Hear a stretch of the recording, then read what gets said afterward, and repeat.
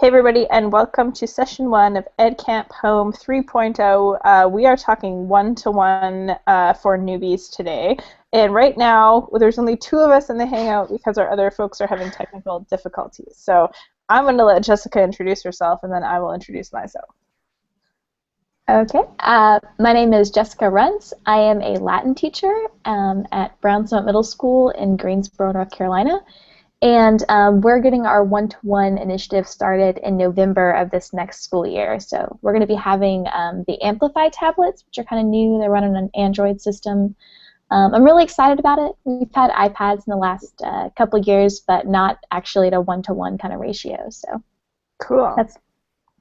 That's awesome. I've never heard of that tablet before, actually. It's new. They were at ISTE. I got to see him in person. It was exciting. Oh, cool. Awesome.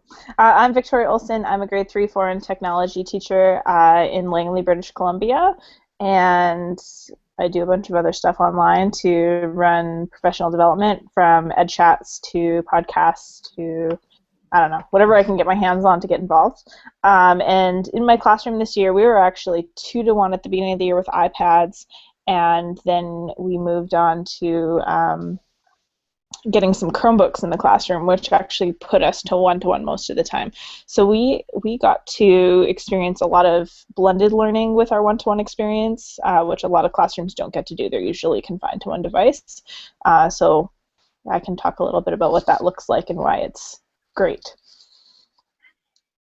And Mike is just joining us again. I don't want to put him on the spot when he's getting his lower third back, but he got kicked out before we went on air. Yeah, you can hear me fine? Yeah, we can hear you.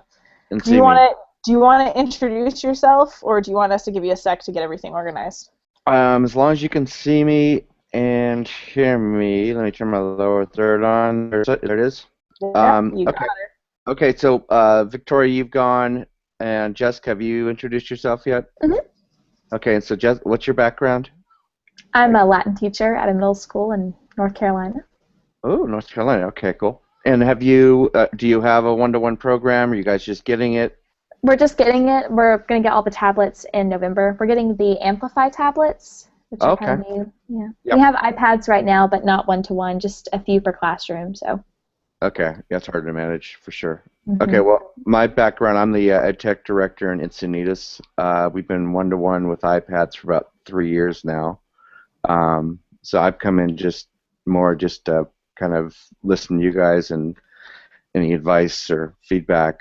We're an Apple Distinguished Program District, and we just won the Digital Center for Education Digital Curriculum and Content Award. So, like I said, I'd love to hear what you guys, any questions or what you guys are doing, just to compare it against what we're doing.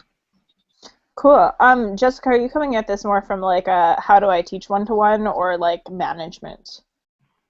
A little of both, honestly. I got a chance over the last few months of school to have kind of a one-on-one environment in my classroom, just because when I'm teaching, it's during encore, so there's an entire grade level on plan. So I would just borrow everyone's iPads, and between that and our BYOD, I was able to get a one-to-one. So I got kind of that experience of what it's like to have every kid with a device. But yeah, so just I'm looking for advice and how to proceed and help my other coworkers that haven't had that experience of being able to have even a mock one-to-one in the classroom. Cool. Mm-hmm. That's cool. I was just saying, Mike, before you got back on here too, that I was working with 2-to-1 with iPads for most of the year. Okay. But then we picked up some Chromebooks, and we're a Google Apps school, so we picked up some Chromebooks about halfway through the year, and I was kind of working in a blended situation. So that definitely changed the game, and it was really neat to see my kids being able to access different devices for different purposes, and the things that they started doing or using specific devices for was very interesting. So. And what grade level you teach? Or what 3-4, and 3-4, and I'm a tech coach for my K-7 school. Okay, and what district? I'm in Langley, British Columbia, so way up. Yeah. Okay. So you're using Canadian curriculum. Yeah. Well, it's not actually that much different. Like, I mean, Yeah, I used to look at I used to review apps for the Common Core, and Hmm. it's very, very similar. So It should, as it should be. yeah. Okay, so your experience now is that this will be your first year with a one-to-one access, like first full year. Yeah, pretty much. Um, yeah, because I was 2-to-1 from September to December And or Jan how long you been using Google Apps for? just this year. And I used it personally for a bit longer than that. Yeah. Mhm. Okay. Are you guys using any? Are you guys using Teacher Dashboard or anything like that? Like Um, Kamara, no, yeah. Okay. So you're no, wait Google we're just Classroom. straight up. Yeah, maybe. Like, I mean, I've played a little around. A couple of us have played around a little bit with like the add-ons, the scripts, and stuff like that. So Yeah. I'm curious to see what Classroom does to replace that kind of stuff. So, Jessica, do you know about those? No, that sounds new to me. Okay, so basically on Google Apps for Education, and if you have an Android tablet, this might work really well for you. Hmm. From your desktop computer, you can basically take an assignment. So say I have a template for an assignment or something like that, and I can actually push out that document to all of my students. So it'll share a document with all the kids. They have like a hand-in folder and all this stuff that they can submit, and everything's really organized. Hmm. It's an application called Doctopus. It's an add-on to Google Docs and spreadsheets. And some of our teachers have been using this to just distribute and get back assignments and information. And on the tablet, it looks a little bit different. The kids would still receive everything on their Google Drive, but they can complete their whole assignment on the tablet. But it's a lot of, on the typing side of things at least, it's a lot of, tap as opposed to Hmm. keyboard. So my kids usually opted for the Chromebooks instead of the iPads when it came to assignments like that. But if that's what you have, they'll probably still use I mean, that. I think uh, you're going to start seeing more keyboard, at least for iPads and Androids. I think are just USB. So the nice thing is that if you have like a tablet, you unplug it, you got your tablet back, um, and then so when the kids need it to have a keyboard is definitely good. I mean, our first 3 years we didn't have keyboards, and kids are writing 8, 9 pages of text.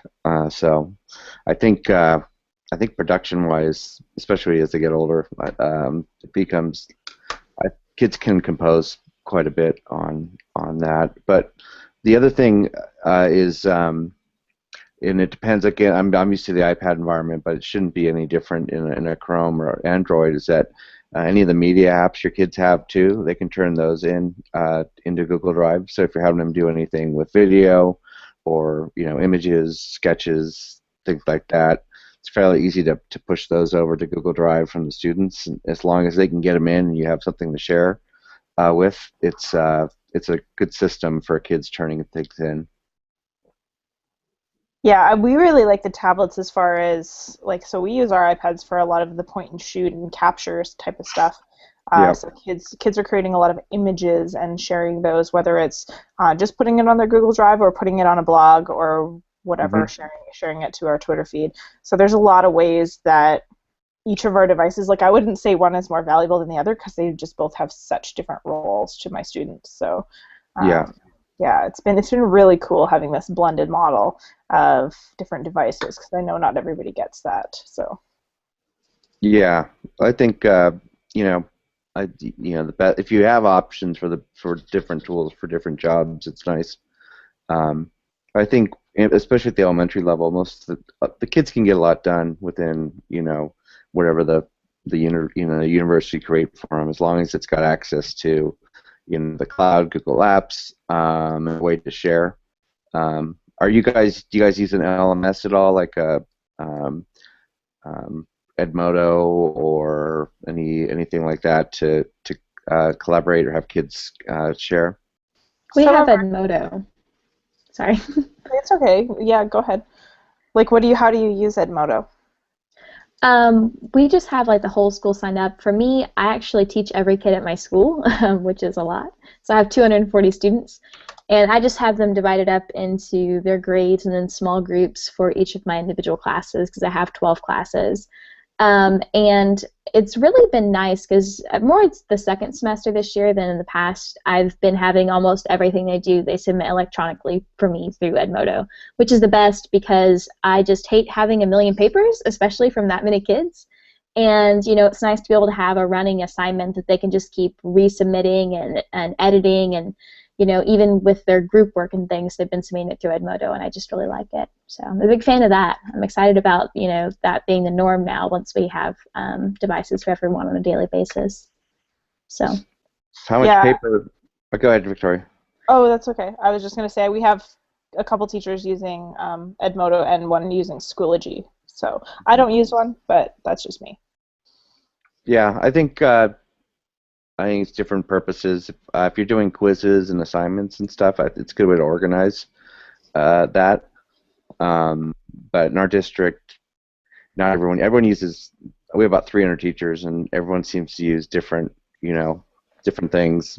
But I think the goal is to get some type of workflow digitally, so it's easier for kids to turn things in and to get less paper in the classroom.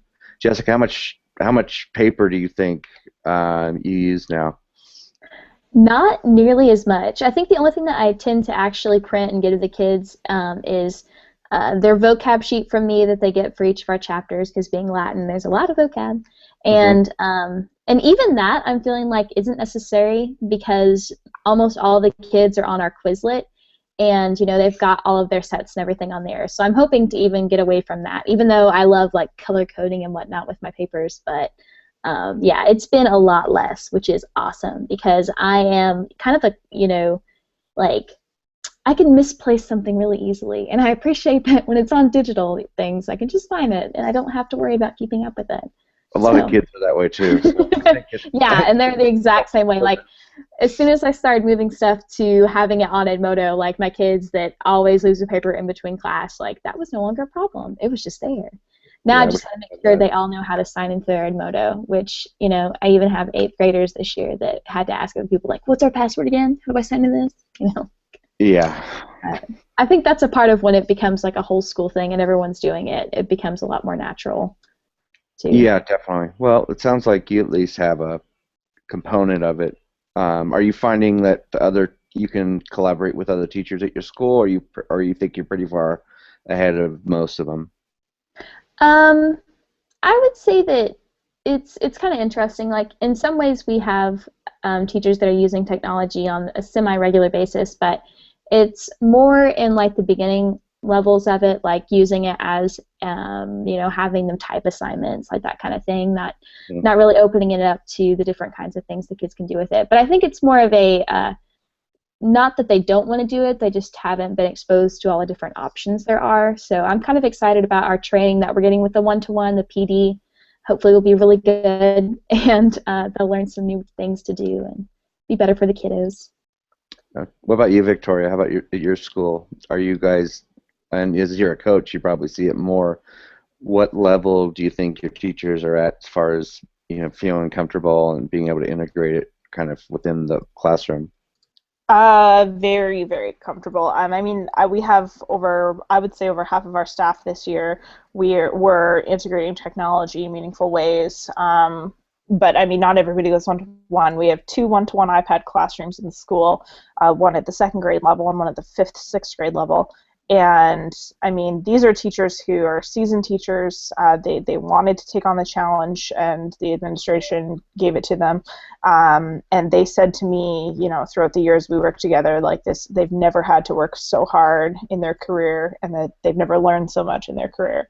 So it was really cool to see these. There's that stereotype of these older teachers, being the ones who are resistant, but that's not always the case. These teachers were super willing to take this on and shared a lot, and there was just a lot of momentum in the staff room, and you started to feel our ideas all building off of each other, which is really neat. So I would say the capacity is more than a typical school in our district, for sure. But there are still pockets, right? It's not like our whole school was like that, and I think there's pockets of that great energy at other schools as well. So transformation takes time. It does. It really does. And it's not going to be everybody. We have to be okay with that. Yeah, and I think what's going to happen though is as kids articulate through, like our kindergartners got iPads for the first time this year. They're going to Mhm. have a year's worth of experience, some of them more than others, when they go into first grade. So as they go up the grade levels, they're going to be stronger and stronger and understand, even themselves how to use things so they can start choosing, apps themselves. And a lot of our kids, they find they learn best from themselves. About 60% of our kids said that they learn an app or the different programs best by themselves. And then the second was from friends, and the bottom was teachers, about 15%. They thought were the people that taught them best about the apps. So I think that's probably fair. Well, so this is what I think one-to-one teachers should know. You need to give kids tech playtime, and Yep. if they don't have time, so if you say, okay, we're going to use this app, but you need to give them give them 15 minutes with the app and just be like, go explore it, go play, and see what there is to do on it, and let's share, and then they can kind of teach each other about it, and then we go into how are we going to build content in the classroom with this app. Yeah. That Yeah. was my biggest learning experience, at least. I think don't have, especially when they're first learning different programs, don't have them do a big research project where they have to go look for a bunch of information and learn to use the app at the same time. Have them do something that they already know, that they can produce, that they don't have to spend a lot of time collecting content, synthesizing, because they'll be a lot more successful once, after they learn it, without having to kind of multitask, in different modes of their brain. Yeah, I agree totally. I mean, with your iPads, Jessica, did you find the same thing? Oh yeah, I think that you've got to give them that time, because if you don't, you're going to have two things. You're going to have the kids that are super confused, about what they're trying to do, and they're going to have the kids that are working ahead, goofing around on it anyway. So with anything that I try to do that was new, I always try to build in that little bit of free time to have fun with it and do different things with it. We started using Storyboard That, which I learned from one of the podcasts I listened to. And before I even had them try to make a little storyboard in Latin, I'm like, why don't you guys just make a silly storyboard for this 5 minutes just to see how it works and see how it works on the iPads? Because for me, I'd only had experience using it on the computer, so I didn't know if there was going to be too much of a learning curve on the iPad. And in that 5 minutes, we learned that we probably should do it in the computer lab because our Wi-Fi was really slow, and it was not working so well on the iPads. But hey, that's what you got that time for. So. Yeah, that's definitely something a good one-to-one needs, is good Wi-Fi. Yeah, I'm looking forward to that. They have built in a new server for us and everything for the tablets, but they haven't released it yet because I guess they don't want us to use it until we need the tablet. So I'm hoping it'll be better, because our Wi-Fi right now is pitiful. We have BYOD, and our guest Wi-Fi is so bad that it's almost unless you're doing something really basic, it's not even worth it to have them pull out the devices, which is really sad. Too bad. But, most of the time Kahoot works on it, and that's pretty good. That makes the children happy. I like their Kahoot. You guys both use Kahoot? I've just seen it demoed quite a few times. I helped my 5th and 6th grade teacher to use it, but I never used it myself. So. I bet for Latin it's probably pretty good. It's awesome. I love it. I guess I found it maybe in April or so, and we played enough Kahoots that by the end of the year I was like, guys, aren't you burned out on this? And they're like, no, we love Kahoot. They like I even games. did an assignment where I had them make their own Kahoots, which was really good for me because it was their last little assignment that they had for me in 6th and 7th grade Latin. And then for the last couple of weeks, we just played their different Kahoots. And since they had made them, I even got to play with them, which was great because it was those moments where you would think that as a teacher I should win every time. I did not, because they'd make tricky questions where they'd misspell an answer that looks like the right answer, but it's not really the right answer. And, it was fun. I love Kahoot. It's a good one. That's awesome. So, go ahead, Victoria. Oh, I was going to ask you, Mike, how you guys manage your iPads.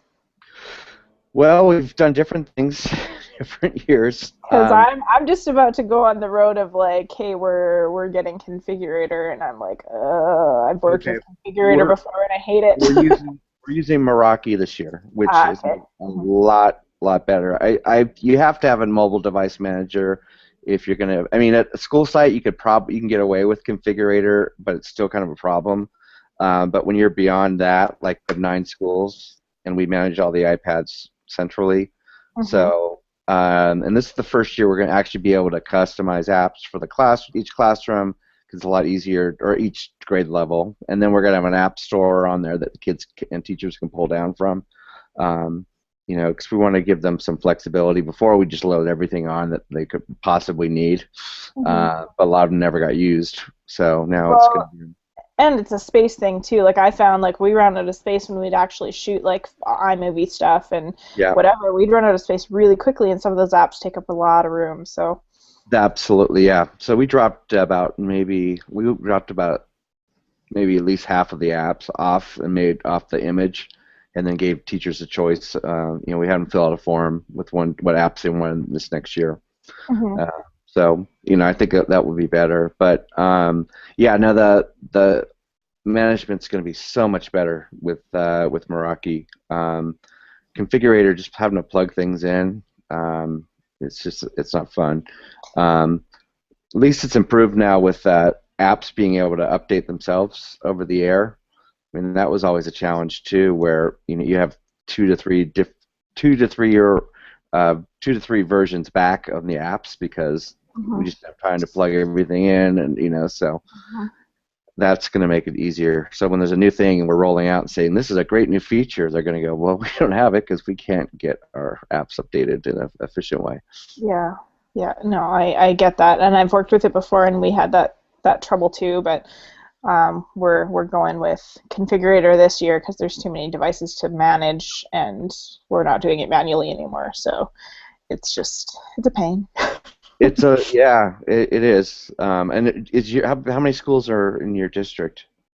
Oh, I don't know. I just manage the devices in my school. I want to say there's 30. Is there any central management, or is it just like you guys have iPads, take care of them at your site? There is a little bit of central management, but I want to say that they are probably just as apprehensive about it as we are, or the caseload is too big for them to actually get to schools and really work on that stuff. I know the last 2 schools I was at, I was taking care of it. So, yeah, I don't know. I don't know how they act at a school who doesn't have a tech coach, because I've just been the tech coach at both schools, so kind of landed on my shoulders. Yeah. Yeah. Well, it's good to have a local person that can support. Do you guys have students do anything? We used to have students helping out with like transportation of stuff, but not, and like maybe like at the end of the year doing some stuff with just like adding and deleting different apps, because we were doing everything manually. But this year was a little different because we were in job action, and we've been on strike since like the beginning of June, so we couldn't really get kids in to help. So because we didn't end up at work, so. Yeah. Yeah. So we're running a student program next year. We're going to have students that will have like a Genius Bar for school for teachers. They're going to build tutorials, and then we're going to try to figure out how we can get them in the classroom so that if a teacher wants to introduce something, she'll have some support from students, because they tend to know the apps, at least, things like that. You know, we're not going to have them do networking, but they can at least support some of the learning initiatives. That's really awesome. I want to try to do something like that. I got some interest from students that would potentially want to be on something like a little Geek Squad or Genius Bar type thing. And so I'm hoping to do that. Our person that we have from the district that's a part of helping with the whole tablet initiative and everything said that apparently that's one of our action items anyway, is to put together a student tech team. So I'd be very interested to see what you're doing as far as that. We've got a little leeway time because we don't actually launch our tablets till November, because we're the last out of all the schools to get them, but that's okay. So at least we got some time to get ready. Well, yeah, it's year by year. Obviously, it gets better, but there's still, especially with the lower grades. Are you guys? So you're at a high school, right, Jessica? I'm middle school. Middle school. Okay, so are you 6'8"? Mm-hmm. Okay, that's a great age for that type of program. In fact, I know that talking with some other middle schools, we're at K6, so we don't have middle schools in our district, but you could make it a class even at the middle school level, where kids can be available during a certain time and get credit for it, whereas elementary it's a little harder since they're more self-contained. That would be pretty great. I know they'd be enthused about it. Yeah. I think some of our kids would be pretty excited about it. It's just how much the teacher wants to release the older kids from their classroom. That's the key, and we're still figuring that one That's out. the struggle. Yeah, totally. Totally. So have you worked with Meraki yet a lot? Or a little bit. Enough. I mean, I've worked with it enough, but I've got someone else doing all that. So, but it's fairly simple. We've loaded all our iPads, about 5,000 on, and like I said, just from past experience, it's night and day. It's really gonna make things a lot easier to control. And Apple's done a few things on the back end it's gonna make it easier as well for management. So hopefully this year we'll see more of a streamlined, where maybe more approaching what the Chromebook management is. now, do you know if Meraki can manage more than just Apple products? Yeah, you can do Windows. I'm pretty sure you can. I'm not sure about Chromebook, but you can do Android for sure. You can do Mac laptops. So we're going to put our Mac laptops on there for our teachers. So it definitely supports multi-platform. Yeah, like I've seen MacBooks, I've seen the PCs, and I've seen iPads on the system that I was talking to a guy about here in California, but I have not seen Chromebooks be on there, and that's what I'm curious about, because if that managed Chromebooks as well, that would be. Yeah, I'd have to look at. We don't have any Chromebooks, so but I'd be interested in looking into that, because that would be nice to do everything in one suite. Yeah, for sure. Do you work with any of that stuff, Jessica, like as far as the management goes? Not anything right now. I guess just because ours is so small right now, since we just have 4 iPads per class, and we only have 12 teachers, so we're a really small school. I guess it's not as necessary with that few number of devices. So. Yeah, fair enough. That's part of what happened to us. We just kind of kept building. We were small, and then we just kept building, and then finally it's like, we can't do this manually anymore. No, not happening. It gets to a point where you got to hire somebody full time just to manage the iPads at a school. Then you got to find a better solution. Yeah, totally. Do you guys have any more questions? We're supposed to be wrapped up about 5 minutes ago. So do you guys have any more questions or any additional words of wisdom? No, I mean, I've got on my website, ithinkright.com, I've got some iPad one-to-one guides. So that's someplace that it can go if there's interest in that. But other than that, I think making sure that you're not alone, working with other colleagues, I think is important. Because it's that synthesis of information that everyone has, and not feeling overwhelmed by being involved with other people. I think that's important, and then just letting the kids be active too. That's one of the biggest successes we saw. Mm-hmm. What was your website again? Sorry. It's the letter I, and then thinkright.com. Think right, like RIGHT? Like as in writing, like as in I wrote a book. Okay, so let me put in the. Let me see if I can. I just wanted to tweet about it. Okay. Right. Is it on the lower third now? Here we go. I think I got it. Okay. Let me turn it on and off, and there it is. Right. Okay. Awesome. We just started up this summer, so we're launching some products this summer. So yeah. Cool. Okay, I'll tweet that resource. There we go. All right, so we'll wrap up, and hopefully you guys have an excellent session too. Nice to meet you. Yep, likewise. Yeah. Nice to meet you too. Good talk. Thank you, guys. Good job, All right. Victoria. Thanks, guys.